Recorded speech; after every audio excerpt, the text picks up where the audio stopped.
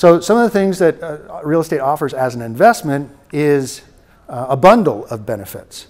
And that's, first of all, income. We're going to say income, cash flow, positive cash flow. Our rents are going up. They're scheduled to go up 14%. Is everybody a homeowner in here? Anybody not a homeowner? Okay. So has the property that you own done pretty well? I know yours has, Kim. Has it done pretty well so far, right? Yours, I think yours gone up 100,000, close to 100,000 since, and you only owned it for 5 years. Yep. Is that 10? 12 years. 12 years. Yep. Okay.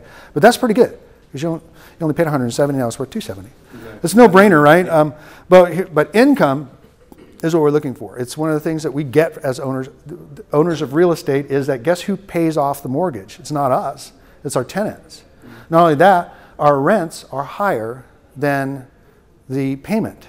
So our investors, when we work with investors, they put 20% or 25% down. You'll hear some gurus out there talking about zero, no cash to buy property. And that's a good way to sell a program. But in reality, I'm looking for ways to help people that are actually qualified, that have relatively good credit, and have the 20 or 50, actually now 15% down, to be able to really make a wise decision. If you go zero total, and which you can, you end up leveraging yourself, and if there's a hiccup on the property or a hiccup in the market, you're going to be what we call underwater.